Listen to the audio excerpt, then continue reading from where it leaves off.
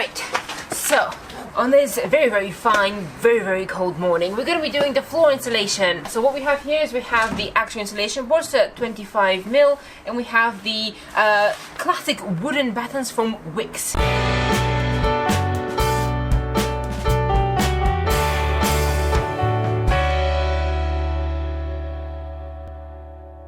Apparently these wooden blue battens from Wix are heat treated and they're actually for roofing, so apparently it's good for the floor and it's the right size, which is kind of the key here. It's 25mm thick because this stuff here is also 25mm thick, so when you combine both together they'll both be the same height. And this is insulation from I think it's Extratherm or Eurotherm. Is the exact same insulation as Celotex, Kingspan and so forth. We're going to do a video explaining insulation and K values, U values, R values, whatever they are. But it's good insulation, it will work. Before we put any wooden battens in, before we put the insulation in, we need to put some of this stuff in. This is a vapor barrier. Essentially, it's bubble wrap covered in aluminium foil. The main purpose of this is to stop moisture coming in and out. Now, since we're putting the wooden battens down, the bottom of our wheel arches are going to be exposed. So we don't want that, so we want to put this stuff in to cover the wheel arches first. We're going to tape it with that so no moisture gets in, and then we're going to put the wooden battens down. What we have here is aluminium tape, which is 100mm wide by 45 meters. So I think that should be enough. We have two of those, so just in case. All the links for the products that we're using through this video are going to be in the description below.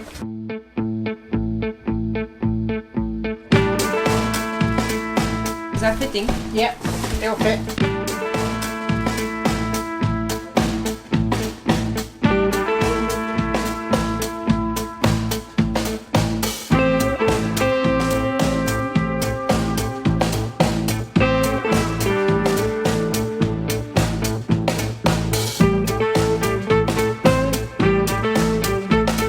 Okay, so these are the 8 beams that we need to fit in that van. We're going to have some that are horizontal and some that are vertical. The ones that we're going to measure now are going to be the ones that go horizontal.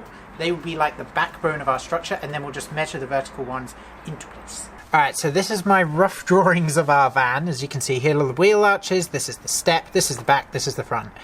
Definitely not to scale. We've isolated most of the beams at the back half because this is where most of our furniture is going, this is where our bed is, this is where we're going to be walking the most, you know, when we're standing up in the kitchen, which is going to be here at the back. This is where most of the structure is going to be needed, so this is where we're putting most of the beams. And then the vertical ones, we're just going to slot in where we think we need them, but we don't know exactly the measurements between until we fit the horizontal ones in. So these are the lengths of the horizontal beams that we've got going down, all different sizes. So let's mark out this wood and get cutting.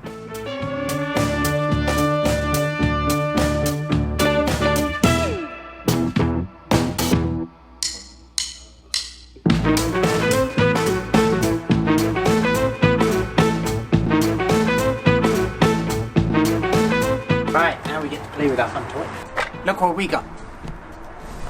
So we've positioned that where we think it's gonna cut. That's roughly in the center. That's holding the plank in.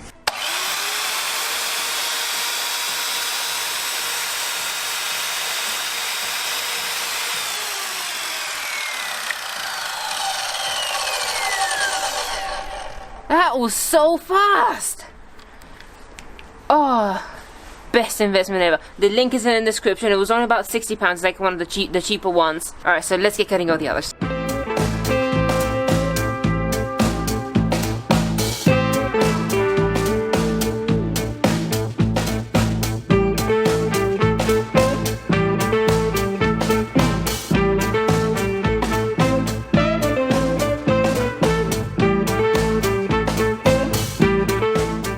Spending about an hour and a half playing around with the horizontal battens, figuring out where they need to go.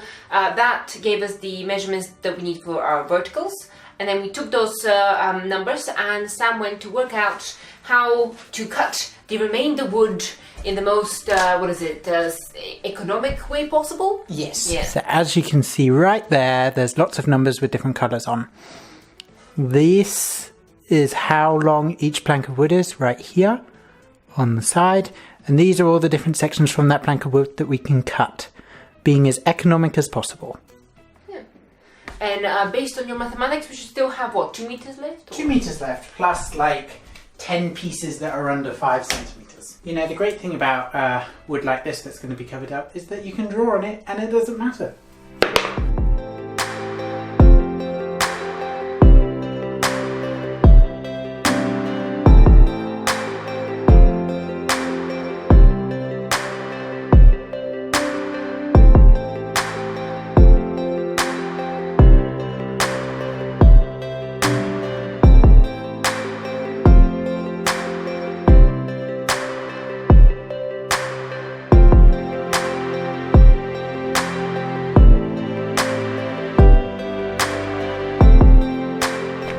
So now we have laid out the battens as best we could, and now we do some adjustments. So like, you know, 5 minutes here, and then you just sand a little bit off. Yeah, so that's what we're doing now. When extending the floor like this, we need to consider the door mechanism. So that bar there, not bar, but that stopper, must not hit anything. So we really need to see how it arcs. That seems to be fine. Okay, there we are. So.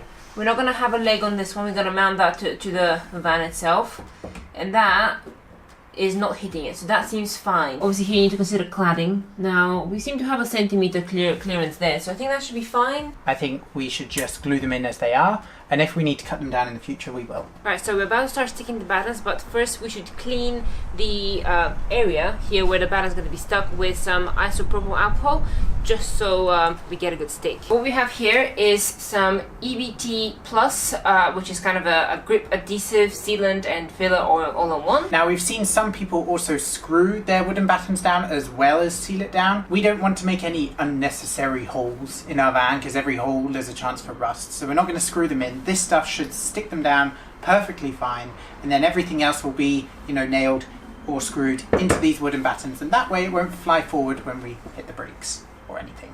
Let's hope.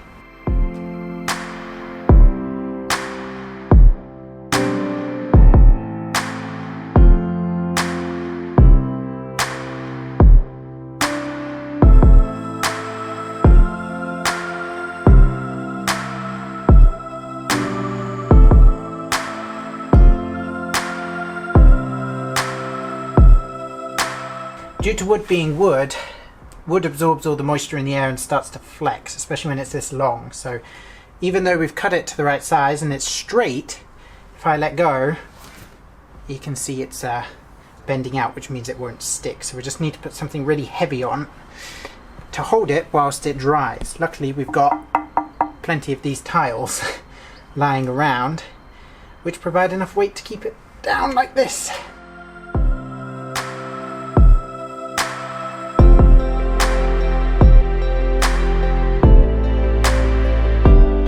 So we're on the last horizontal and vertical battens and we run out. 300 millilitres is nearly enough to do it. Alright, so let's give this stuff a go. This pink grip stuff is a lot more squishy than the EBT. I'm barely putting any pressure on it, it's coming right out. Alright, so the floor has been drying for about 2 days. And let's see how it's doing. So the grey beams are not budging, but the pink ones... Ooh, alright, that's not good. Maybe we didn't put enough sealant, but that does not look promising. Alright, so the back beam was also stuck with pink grip. Let's see how it's doing.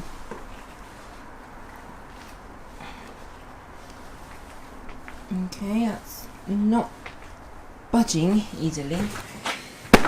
Whoa.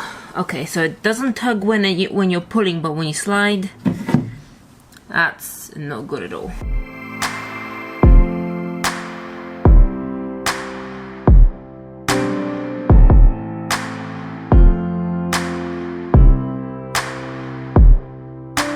Right, so the Sikaflex is still rubbery and drying, but it seems to be holding on well, whilst the pink grip is definitely hard, but it's crumbly and it does not withstand sliding force.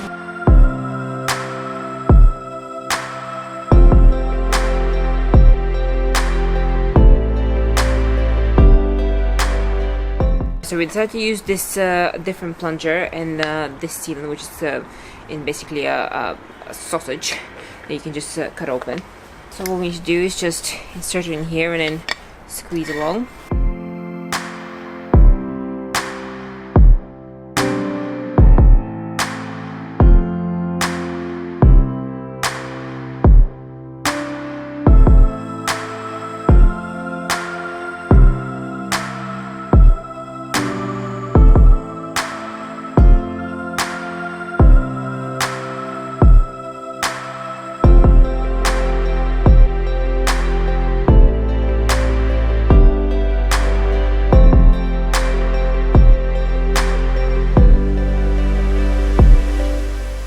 Okie dokie.